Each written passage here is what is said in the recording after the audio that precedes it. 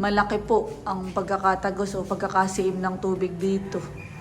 So, dahil ilang araw po ang nag-uulan, kaya ganayan ang nangyari. Dito pa naman sa kwarto ko yung may nag-leak ang tubig.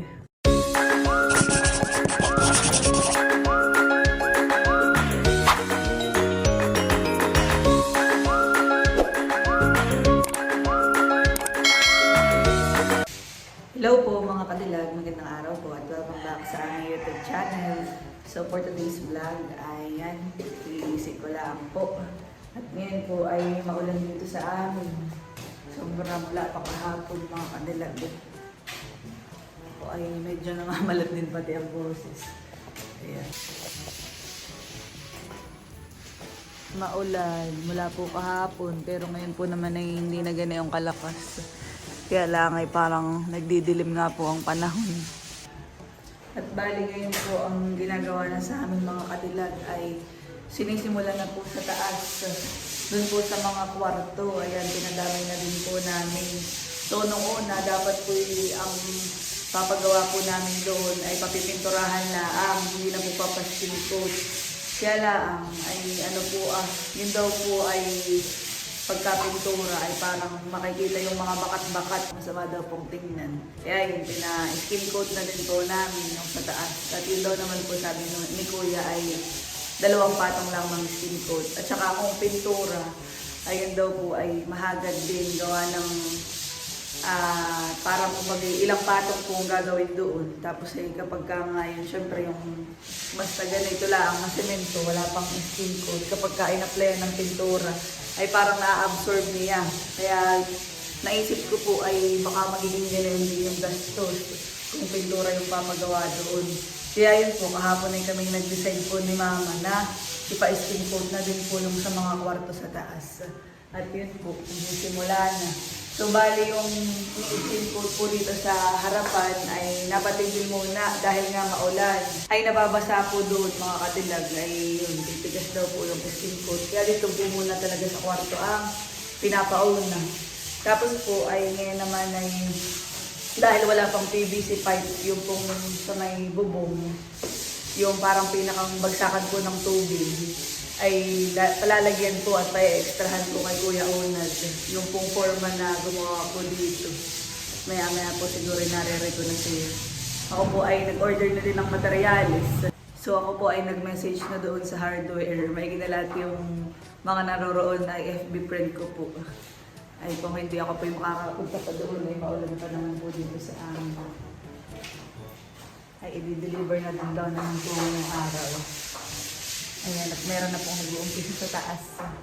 Yan, at kami po ay may nakaharap si Mama ng ladder. Yun po ay magagamit sa taas. Sa pag-i-skin coat po dito. At habang maulan din mga kadilag ay yan, dito po muna sa loob ng bahay. Pinapa-skin coatan. Saka na po siguro yung sa labas kapag po mainit na ulit.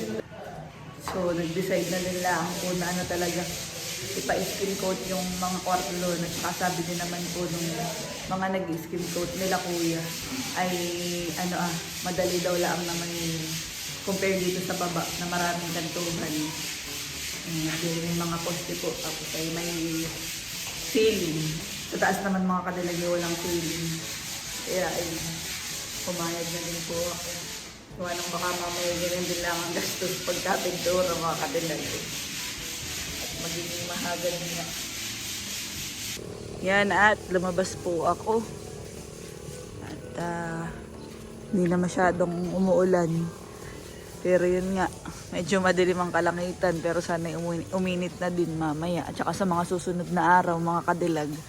Para maituloy na yung sa labas dito. Tsaka yung paglalagay po ng waterproofing para makapaglagay na din. Dahil yun talaga pong pyrol na palalagyan na din po namin ng waterproofing. Yan, dito po yung sa gilid.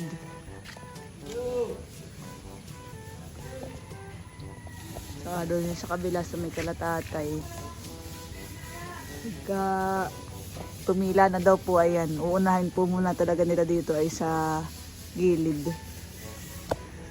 So yan, at ito na po yung mga materyales na i-deliver na po dito sa bahay. Yan po yung gagamitin sa taas. Kaya lang mga kadilag ay yan. Bukas na daw po may kakabit ni Kuya Onad yung sa PVC. Dahil nagpaalam kay Mama at parang hangover ata. Ay bukas na lang. Medyo masama ang pakaramdam. Nangayos lang ng mga kadilag. At buti ngayon at hindi masyadong malakas ang ulan kumpara kahapon. At talagang parang binubuhos. At ako po ay aakyat sa taas.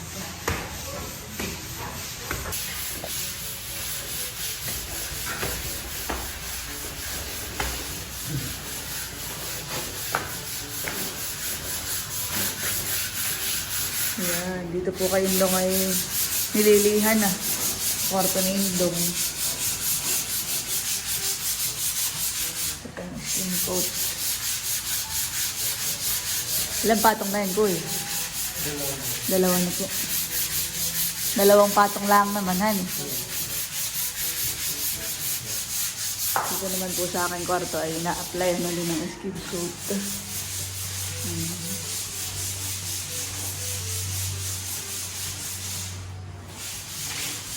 Butik nakikisama ang ulan, mahina lang.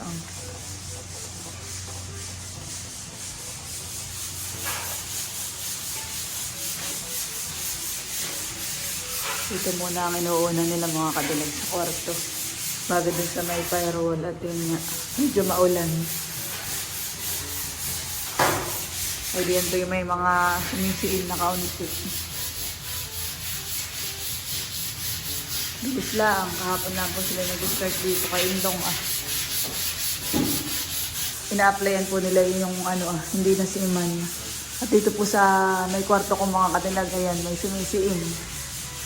Kaya talagang kailangan malagyan ng waterproofing. Pero sa ngayon po hindi pa nga at maulan.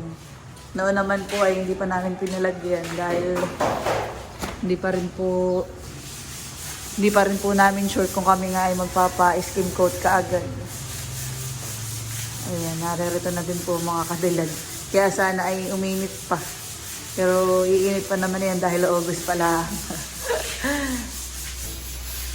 At sa ngayon po ay dito muna sila sa mga walang nasiiman. Dito lang naman po yung medyo malaki ang siim sa kwarto ko.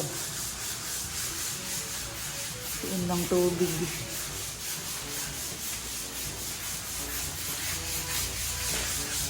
Much later. At kakatapos ko pong maligo. So ngayon po ay hapon na. Alas 3 na po. At tila na din ang ulan. Wala nang ulan. Sana ay magtuloy-tuloy na hanggang bukas nang makapag-waterproofing na po sila. At ako po ay aakyat ulit sa taas mga kabilag. Sila kuya po ay narerito sa may harapan, sa may terrace pala. Pakawan-kuwan at dito po yung masaayan eh. Hindi talaga aring lagyan kuya. Pagka nilagyan ng ganayan ay anong mangyayari? Mapupok na.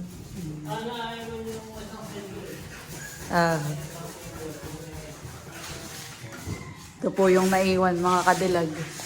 Ito po yung pinasukan ng tubig. O sumiim.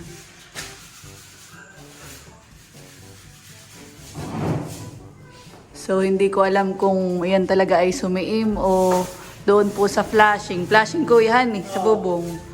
Malalaman kapag nilagyan na po ng waterproofing dito sa may firewall. At parang masyadong malaki mga kadilag yung pong pagsiim po niya. O yung pag po ng tubig pagpasok. Baka dito sa side na ito ay yung sa flashing ng bubong. Kaya titingnan din po. Yan naman po kaming bubong ay may warranty. Pagka may hindi maayos yung pagkakakabit ay pwede naman pong sabihin doon sa nagkabit. At aayusin po nila. Ayan, kaya yan po ay iniwan muna ni Kuya. Ito din palang hamba ay ikakabit na din po bukas mga kadilag sa pagpasok ni Kuya Onad. Nang ito maisabay na din sa pag-i-skin coat. Mabilis nga lang po, okay na po dito sa may kay Indong. Ito kuya may primer na. Bilis lang.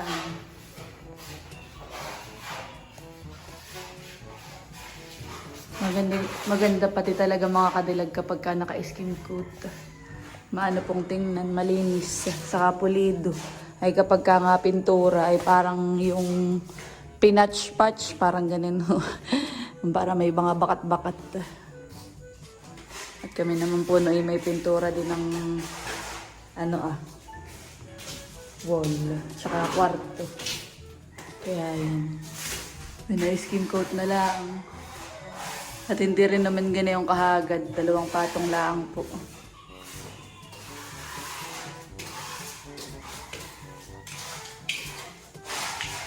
Dito sa may kay bibing kwarto ay mayroon ding sumiim na tubig pero konti lang. Para po din sa aking kwarto. Kaya malalaman talaga yun pagka natuyo tapos ay lalagyan na nga po ng waterproofing kung saan nanggagaling. Kapag ka may nag-leak ulit ay di ibig sabihin hindi po diyan sa firewall. Hindi sumisim dahil sa firewall. Dahil sa bubong.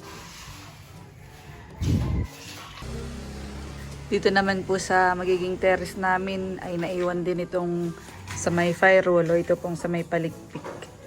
At yan nga ay nababasa ng ulan. Bukas naman ay makakabitan na po yan ng PVC. Kumbaga hindi na sabog yung kapag kaulan, hindi na hiwa-hiwala yung pagbagsak ng tubig. Dito na siya dadaan na.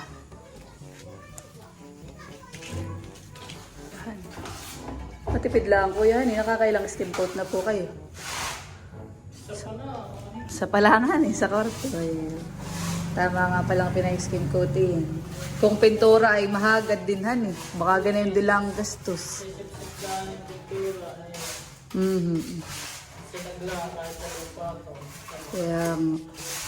Kaya tama lang po talagang pinay-skin coat na din. Ako po'y pababa na ulit mga kadilag.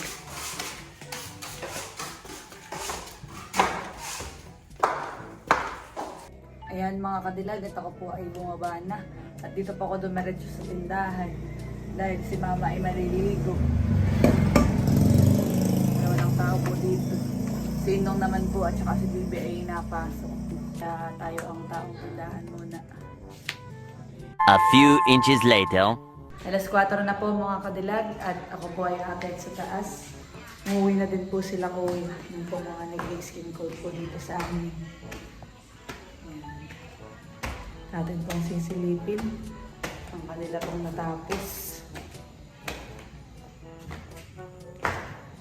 So ayan, bali nga. Kanina ay ang nagawa po nila dito ay niliha itong sa kay Indong. So ito po ay may primer na din. Ayan, nakatingin na lubusan si Maraming na kuya yung bintana. Medyo madilim na. Ayan. Okay na dito kay Indong. Malinis na pong tingnan itong kwarto ni Indong mga kadilag. Iba talaga pag naka-skim coat. Ito nga po ay nilagyan na din ng primer. At yan, okay na po yan. So yun na lang ang biga. Siguro po sasabay-sabay na nila yan. Tapos ay itong labas po. Dito sa may pag-akit sa hagdanan. Tapos itong sa hamba. Ito naman mga kadilagay, kakabit na din bukas yung hamba. Kaya mapipinish na din yan. At yan, dito naman po sa aking kwarto. Ay itong area lang po na ito ang malagyan. Tapos ay dito dahil ito ang tuyo. Buksan ko po muna yung bintana ng maliwanag. Sa kanila. Dito po yung na-applyan ng skin coat. Ayan, mula dito hanggang dito. Tapos ito po. Ito po yung medyo malaki kumpara din sa kwarto ni Indong, mga kadilag. Sayang nga laang at hindi pa na-applyan ito mga kadilag itong sa side na ito dahil nga siya ay basa. Ay kapag nga in-applyan ay mapupuknot lang ang skin coat, masasayang. Kung napapansin nyo nga po ay dito lang sa tuyo na lagyan. Dahil itong area na ito mga kadilag ay tumagos ang tubig. Yan dito po sa aking kwarto. malaki po ang pagkakatagos o pagkakasiim ng tubig dito. So, dahil ilang araw po ang nag-uulan, kaya ganayan ang nangyari. Pero yan po yung aming i-observe. Gawa ng kapag ka uminit nga at nalagyan po ng waterproofing, tapos ay bigla po ulit umulan at ganayan, kahit may waterproofing na ay meron pa ring maglilik. Ibig sabihin ay hindi lang doon sa wall, kaya nagkakaganayan, kaya naglilik. Baka may connection din nga po yung sa bubong. At yun po ay malalaman kapag ka napalagyan na nga iyan ng waterproofing. Uy, kalaki po naman mga kadilag. Abot hanggang dito sa may sahig. Hindi ko alam kung doon ang gagaling o dito sa may bintana. Pero yun na may magagawa ng paraan, susolusyonan. Then mga kadilag, ngayon pa lang siya mapapa-waterproofing dahil nga noon ay wala pa sa plano na magpa-waterproofing kami. Ayan. Pero malakas naman ang aking fighting spirit at pananalig nangiinit pa. Kaya malalagyan din. So habang maulan pa, dito po muna ang ginagawa sa loob. Ito namang ina-applyan nila ay hindi naman tinatagusan ng mga tubig, ng tubig ulan. Kaya safe na i-skin coat. Ayan, dito lang po talaga sa kwarto ko. Dito pa naman sa kwarto ko yung may naglik ang tubig. Sana bukas ay mainit na. At pagka hindi pa uminit ay di pagka ipapatigil muna ang pagpapatrabaho o pagpapa-skim coat. Kuwan mga kadilag, tama nga sila kuya. Matipid din lang po ito sa skim coat. Gawa ng ito yung isang sako pa lang ng skim coat ay ito na ang na-applyan itong sa may kwarto ko. Tapos ay dito sa kay Indong, finish na. Ayan. Ito na lang ang kwarto ni Baby. Tapos ay yung mga area dito sa may hagdanan. Ano na po ang a-applyan. Tsaka yun Grabe naman kalakas ang ulan nitong nakaraang araw. Kaya siguro nagkaganayan. So, yun po ang update at nagawa ngayong araw dito po sa bahay. At akin na din po isasara itong mga bintana. Malaki ito baba na naman.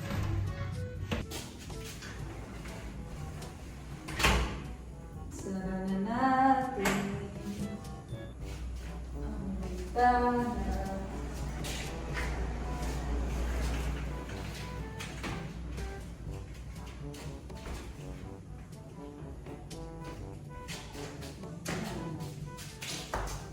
At yan mga kadilag, hanggang dito na lamang po ang aking vlog. Maraming salamat po sa inyong palaging panonood.